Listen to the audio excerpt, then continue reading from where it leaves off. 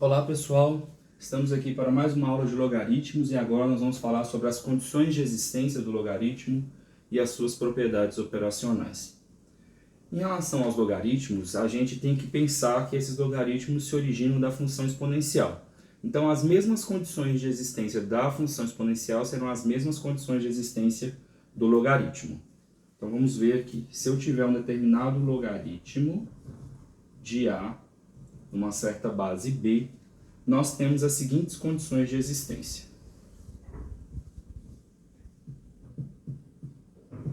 As condições de existência, em geral, a gente pode colocar CE, né? Condição de existência. Então, a primeira coisa, esse logaritmando não pode ser nem negativo e nem zero. Não vai existir logaritmo de zero e nem vai existir logaritmo de números negativos, não no campo dos números reais. Então, a gente precisa de ter A maior do que zero. Ou seja, o número A tem que ser um número positivo.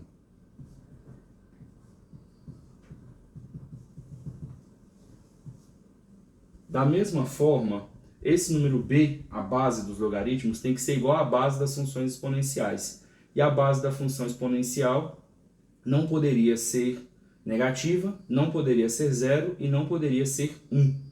Então, nós temos que ter uma base positiva, ou seja, uma base maior do que zero, e além disso, essa base tem que ser diferente de 1.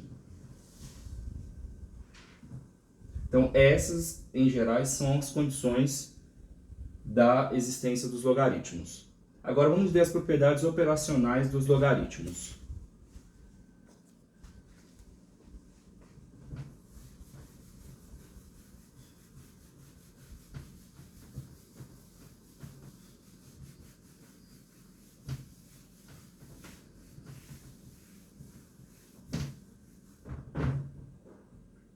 A primeira propriedade é a propriedade do produto, né? Os logaritmos têm o poder de transformar um produto em uma soma. Então, a primeira propriedade, no caso, vai dizer que se eu tiver o logaritmo de x vezes y numa certa base b, vejam que o logaritmando aqui é um produto. O logaritmo consegue transformar isso aqui numa soma. Então, isso vai ficar o logaritmo de x na base b, mais o logaritmo de y na base b. Isso é bastante interessante para resolver diversas situações problema, tá?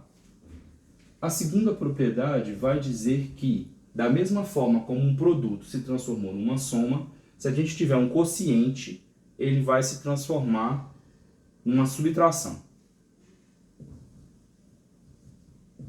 Então, se a gente tiver o logaritmo de x sobre y, né, x dividido por y, numa certa base b, essa divisão, um quociente aqui, uma razão, vai se transformar então numa subtração. Então se torna o logaritmo de x na base b menos o logaritmo de y na base b. E se o produto se transforma numa soma, a potência vai se transformar então num produto. Então, a terceira propriedade dos logaritmos vai dizer que o logaritmo numa certa base b de x elevado a m, que esse logaritmo, né, você vai conseguir descer esse expoente aqui para frente dos logaritmos multiplicando. Então, isso é a mesma coisa que m vezes o logaritmo de x numa certa base b. Bom, essas são as propriedades dos logaritmos. A gente viu agora há pouco a questão das condições de existência. E para essa aula de hoje é apenas isso. Muito obrigado, fica com Deus e até a próxima.